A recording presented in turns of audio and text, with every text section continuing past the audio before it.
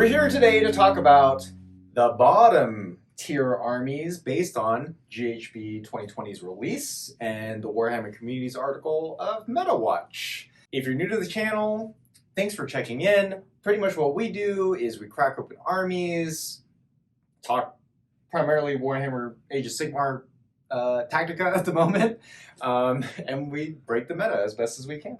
Yep. I do want to take a minute and say thanks to all our current subscribers. Make sure to hit the subscribe button. It's free, so just do it. Free 99, the best price available. I also need to give a shout out to Mango Smashers. Go check her out on Twitch. She does paint commissions for free, just out of the kindness of her heart. She does a lot of painting. It's really good stuff. Check it out. And also, the last bit of bookkeeping, I'll be on a podcast. Yeah, I'll be on the Garage Hammer podcast. When that goes live, we'll put links on the Facebook and stuff. Awesome podcast that talks a lot about, only about Age of Sigmar. It's an Age of Sigmar podcast, but kind of similar to what we do, but just not on camera. Mm-hmm. But yeah, just great content over there. So check out Jay Metaslayers on the podcast. They really dig into lore, which is not our shtick. Right. But I'm Who gonna cares dabble. about lore? It's all about the rule. Give me the rule section. I mean, we were kind of just talking That was about really that. beardy. Yeah, we don't really talk about lore. Not so much. Do you guys want to hear about lore? Because actually, Jay is a wealth of knowledge on lore. Me, not so much. I'm more about the competitive play. I don't know. Comment. Yeah. Lore doesn't help you win games. But it helps you have fun, Jay. So, we got 6 armies that we're going to talk about today. They're on the bottom tier, and we're also going to briefly go over how to make them better. Maybe from an army change standpoint, looking at UGW, or maybe just some tactica that you guys can utilize to kind of add a couple of W's onto your win tallies. The silver lining is that traditionally, GW and the army support of bottom tier armies, they come full circle eventually. They right? do, yeah. So even notably, and this breaks my heart personally, I know it breaks yours because we are Chaos players, but to have to even feature this many Chaos armies in the bottom of the Meta Watch tier, 3, 4, 5 out of the 6. 5. That it really is just heartbreaking. And if you are a collector of said armies, I wouldn't lose faith. There's some rumors floating around that Beasts of Chaos, which isn't even on the Meta Watch list. Like it doesn't even have the words. There's rumors floating around that GW might just, Dark Elves treatment, Beasts of Chaos. I don't see it happening. I think it's too full of a range. Right. I know they put a lot of production money into the Minotaur model when that came out. So I don't think they're just going to kill it. No, and Beasts of Chaos has been around since I started playing Warhammer in 2001, I mean, so they've always been present in the lore. right. Lore There's our insert lore for for the entire day. month, Yeah. year. Just JK. 2021. Right. Year without lore. Lore done. So yeah, main point is I wouldn't be discouraged, but I play Magickin Nurgle as well. You have a Blades of Khorne army, but you haven't played him in a while. No. Yeah, I would just be patient at the rate that every book or the new books are coming out. Don't lose faith. But there's some cool ways, like basically any army, including like the bottom of the barrel, can be optimized to some degree. You work around basically your crutches, and that's what we're here to talk about today. Right. I mean, we've both won with Chaos armies. Mm-hmm. And we've seen people win with Chaos armies. Mm-hmm. So obviously, it's not impossible. Right. It just needs to... It's just not point and click. It's really not. Right. You want to kick it off? You want me to? All you. All right. Top of my list for, let's see, the best of the worst would be Chaos Ascendant. There is potentiality there, but they're still in my bottom 3. Oh, I do need to say real quick, we're omitting Daughters of Cain because this chart was built before they got the new book. As well as Hedonites of Slanesh. Right, and they'll probably be top tier, or at least high mid. I am working on breaking Daughters of Cain. So Chaos Ascendant, that's Bellacor's army. Yeah, and you want to love it because Be'lakor.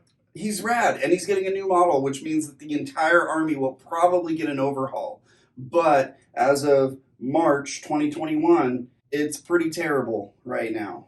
Yeah, and this is kind of weird to talk about when we're talking about Age of Sigmar, but recently, this weekend, GW released the stat line for Be'lakor in 40K, and he is a monster. So if that's any indication, I mean, he's at Primarch level, just like model size, cost, or assuming cost, and all that. But if that at all translates into Age of Sigmar, which I'm pretty sure it will, Yeah. he's going to be... Chaos Ascendant will ascend. So the army, they kind of have mediocre battle traits, mediocre command traits. They don't excel at any one thing.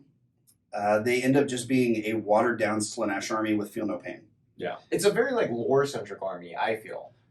Right? Like, it's cool to run all the Chaos factions, but you just lose so much by, you know, if you run Nurgle models without Nurgle allegiance, if you run Khorne models, and we'll get to Khorne, without Khorne allegiance, Slaanesh, Tzeentch, so on and so forth. I don't know. It's just uncomfortable to me. Well, like, take Hedonites, for example. They've always had exploding sixes. Take away the exploding sixes and give them a crappy 6-up feel no pain. Woo! Yeah, you get durable glass cannons, question mark? No, that isn't necessary, and so you're just foregoing a really good allegiance. Yeah, it's just hard to swallow.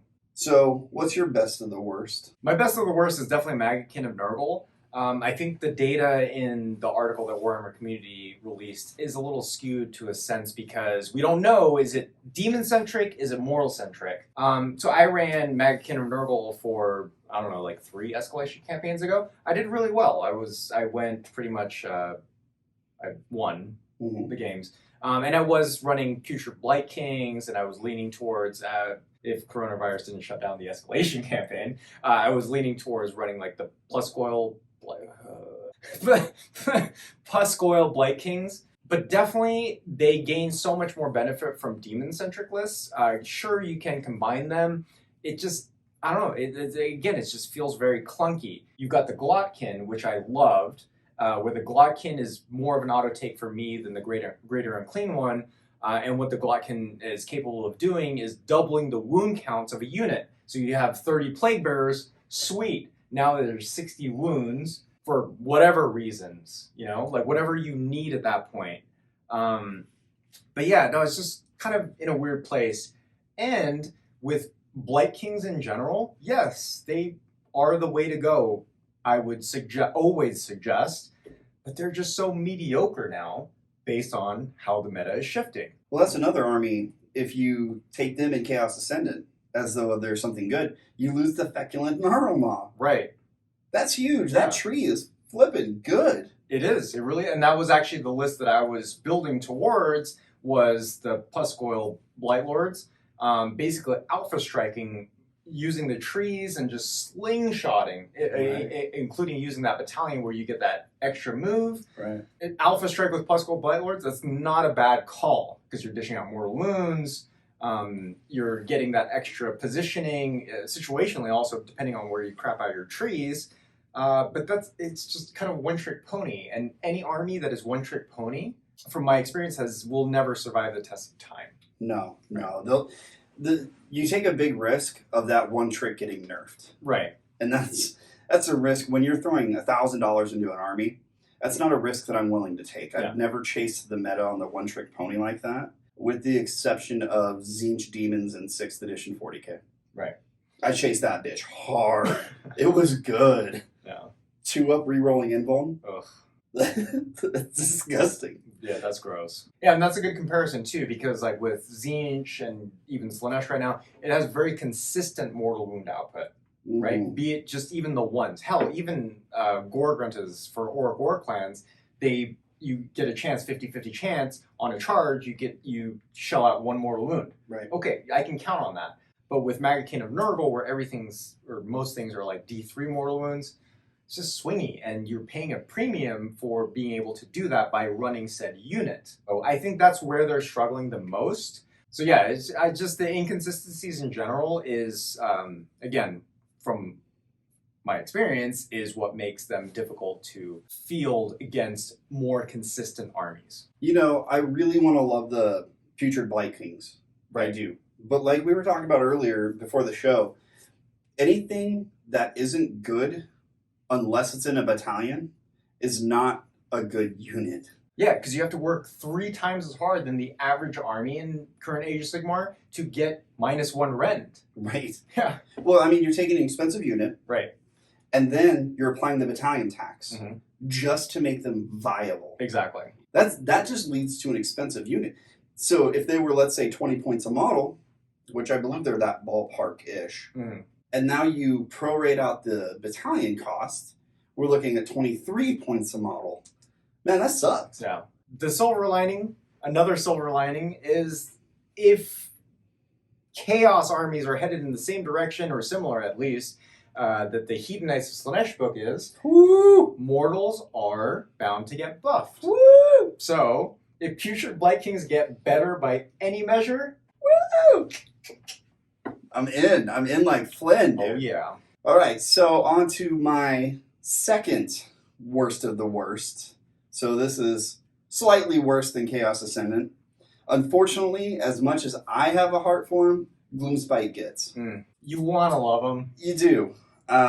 But they have squishy units for the most part. I mean, Troggoths, of course, they're built to be resilient, and that's what they do. They lack range at all. They have short bows that are 12 inches. Their range comes in from Spider Riders and Squig Hoppers. That's their range. That's not range, that's cavalry. Right.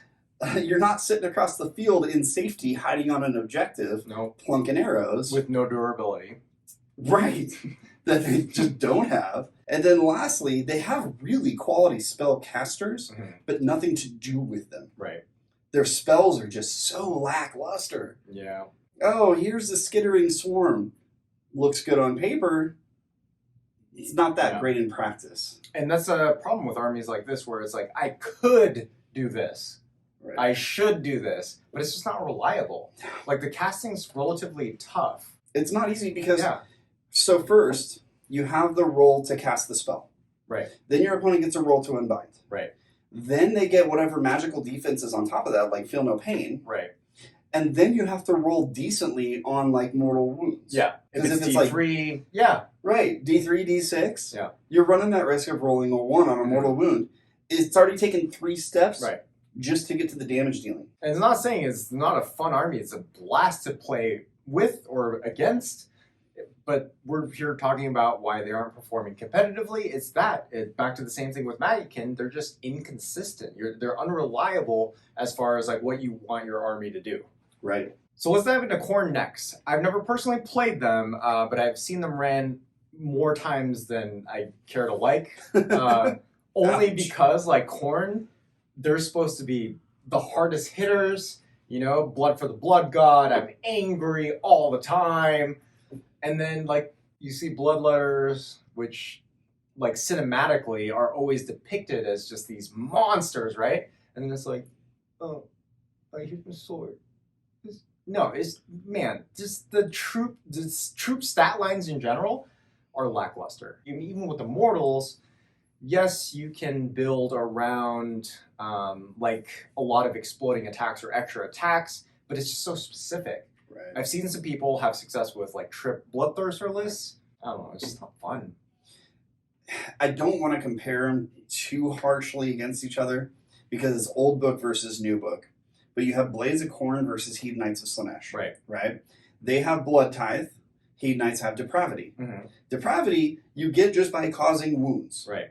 You only get Blood Tithe when a unit dies. Right.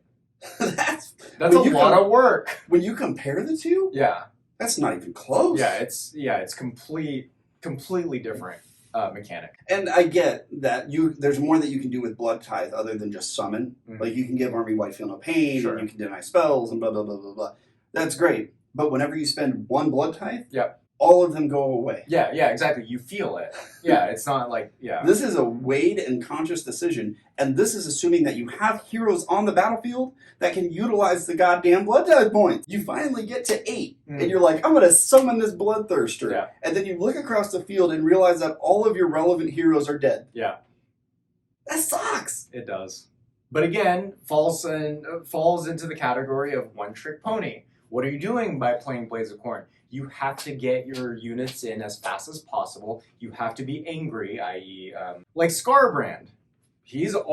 When he's always angry, according to the rule set, he's a monster. He's the Incredible Hulk. Right, but you have to take wounds to get him angry. But or keep him out of combat, which is completely counterintuitive. Yeah. But where I would see, you're right, but more so than that, where I see a solution like running 3 bloodthirsters working is all 3 of them get shot off turn 1 these days. Man, I remember I was so excited. I ran a big game. It was like 3,500, 4,000 points. And it was against me and a buddy. I was running Khorne. He was running Tzeentch. I ran Scarbrand into a group of Carrick acolytes. They killed him in 1 turn. Why? This is not what Khorne's supposed to do. He should have just ravaged them. No. Khorne is supposed to fight thrice and then move again into your line. I don't know. That's just the way I envision Khorne. The only thing that I could say then was, at least I got a blood type point. Woo! Lost my 300 point model for a blood type point. Yeah. But to wrap up Blades of Khorne, that's kind of where they fall short, is no spellcasting. Yeah, no spellcasting. Lack of shooting. Yeah, you can take the Skull Crushers and whatnot. The Skull Cannons. Skull Cannons. And they're good. They have their place. Oh, yeah, they're sure, great artillery. Yeah. But it's artillery. It's swinging. Right. And it's another artillery piece that actually wants to be in close combat. Yeah. Because when they kill a model, they get to shoot. So you have like this weird mixed unit that has to be in Yeah. It has to be in combat to get the rest of its value that you're spending the points on. Yeah. Fuck, man. Yeah. And this is one of the earliest things that you and I agreed on, is like, if you take an allegiance ability or a command or a warlord ability, whatever it might be, that you have to bet against yourself to like kill or take a wound, not worth that it. hurts. Not worth it. Yeah. I never bet on myself to lose. That's why I suck at Pai Gow. All right. Oh, man, this one stings. I spent a lot of money, lot of real money, building up a solid 3,500 points of this army. It's the Legion of Asgore, which is essentially Chaos Dwarves. Man, I went deep when they were relevant. And then they got nerfed, and nerfed again. To high hell. And then nerfed, shit you not, a 3rd time. Right. And no book. For no reason. Oh yeah, sorry. Forge World book. A Forge World crap book. Yeah. It was like a lip service, like, oh, here's rules so you can play with your really expensive dwarves. Yeah.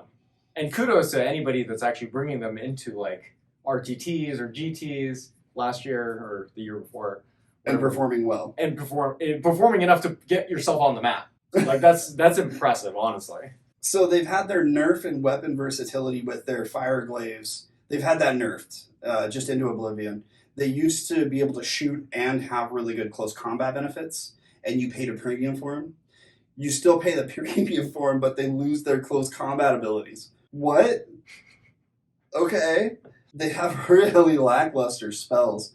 Oh, Ashen Storm, you get -1 to your armor or some garbage. And then they have War Machines, which are really excited because dwarves lost all their artillery. Yeah. Chaos Dwarves get to keep their War Machines. So they still have cannons and flame-spewing awesomeness. And, they lost their big creature, so never mind on that. One more nerf. But you pay way too many points for them. Yeah. It's like GW or Forge World, just way overvalued artillery. Yeah. Like if there's any army that's going to get the dark elf treatment, it might be them. Yeah. See ya. 0 support. Yeah. It's not. They're not even like talked about anymore because I think people are understanding there's like 0 support behind them. Well, shit. There was a model. I don't know if it still even exists. It's a Chaos one. It's called the Hell Cannon. Mm-hmm. Really good artillery piece, right? It's crewed by Chaos Dwarves in a Chaos army. Doesn't have the Chaos Dwarf or Legion of Asgore keywords. That's whack. It's straight up crewed by Chaos Dwarves. Right. And you can't run it except as an ally. What? Welcome to the Legion of Asgore. I hope you like big minotaurs with wings or whatever the hell that centaur thing is that the dwarf rides. Because that's about all you got. And you have some really shitty Kadai Fireborn. Oh, I want to love this army and it's so bad.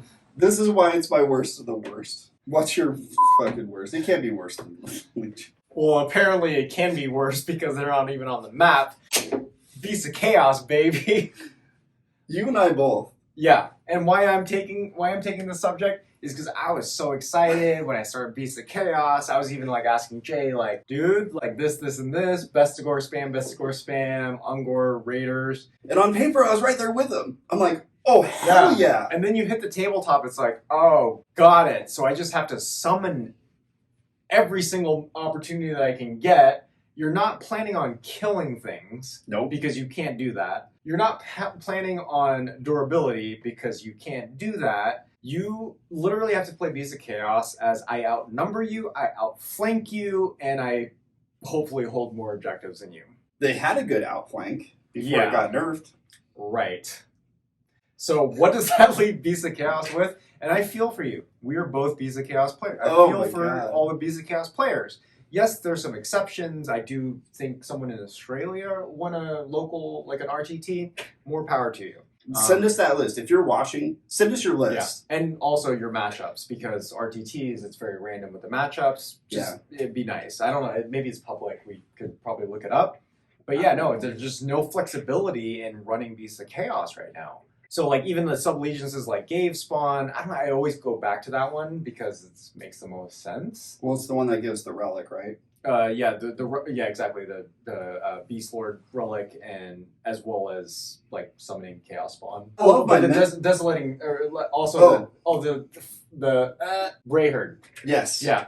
For summoning, because summoning, and that's the only. Again another one-trick pony army. I run a lot of Minotaurs. And I love Minotaurs. And I don't. I want to love them, but I don't. And this is... But all I do is play a crappy version of Ogres. That's all they are. Yeah, Minotaurs don't even count as two. No, exactly. Yeah, they are a worse version of Ogres, period. They just might hit you, but they probably won't hit you. But if they do... You could have Bloodgreed that has exploding sixes. Yeah. Oh, it's on to wound. Right. Which is just far worse than regular exploding sixes. Now, I had written this list, and I was so excited. And I told Jake, I was like, dude, I finally got away. I broke Beasts of Chaos. It's going to be fucking amazing. With the Depraved Cohort, where you mark them all Slaanesh, and then you take them not as allies, but you can take them as Slaanesh in the previous book. Yeah, and then what happened? New Hedonist Slaanesh. And it completely undid the army that I wrote. And I didn't even get to play it once. Yeah, and even from more on like a lore aspect or just how you want to run them, pretty much you don't want to run any sort of battalion that's God-centric other than a Khorne one, the Despoiled, the Brass Despoilers. Right. That's like the only battalion that's like God-centric that stood out to me. Well, the Slaanesh one, it allows you to reroll charges if you're within 12 inches when you make a charge move. Yeah. If the enemy hero is within range, has an artifact. That's good until you play against a bunch of named characters that don't technically have an artifact. Mm-hmm. Which we're kind of in a named character meta, kinda. And so easy to play against. Like, oh, here's my character with the artifact. I'm going to swap it with my character with no artifact. Correct. Yeah. Even though they couldn't see you on the camera. Yeah. Right. He went like this. Yeah. So yeah, not entirely surprised that Beasts of Chaos didn't even make the Warhammer Community Meta Watch rankings. Because I don't know, I wouldn't bring him to a tournament.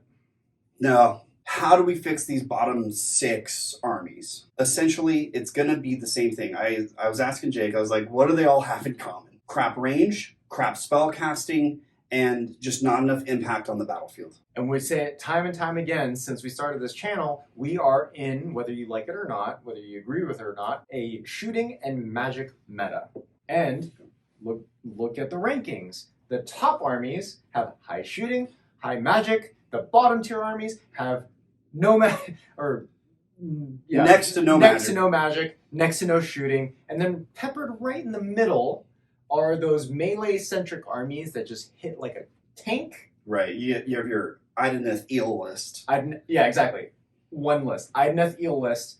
Orcs, Gorgrunt is probably Big Wog for the most part. Yeah. And then you've got Ogre Maw tribes. Also, same thing. Yes, they have the Lead Belchers, but they're more of a melee centric. You crash in and get those impact hits and everything. Yeah, and notably, Flesh Eater Courts, who were amazing pre-nerf, they have no access to shooting. None. No access to magic. They get screams from the bats. Right. So sure, they can dish out an absurd amount of attacks in one swing because they can fight twice, but it's just not enough. No. Like when an entire archer line can wipe your 3 Bloodthirsters, your Putrid Blight Kings, Putrid Blood, or Puskoils. Yeah, you just can't stand up to it. Better archers, like Chaos Ascendant, you take a lot of pink horrors. Mm-hmm. Their range is crap. Yeah. So they're not really a ranged unit. They're a sticky unit that has 5 wounds. That's what's good about them. Gloomspite Gits, they have short bows. Mm-hmm.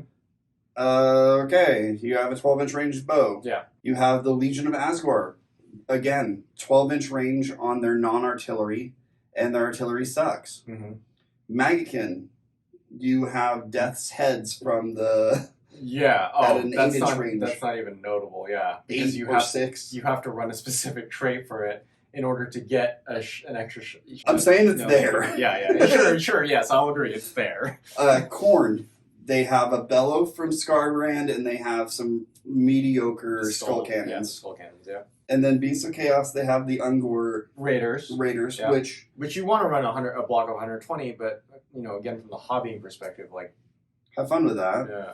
Plus summon extra in. Hope you got your contrast paint right. Right.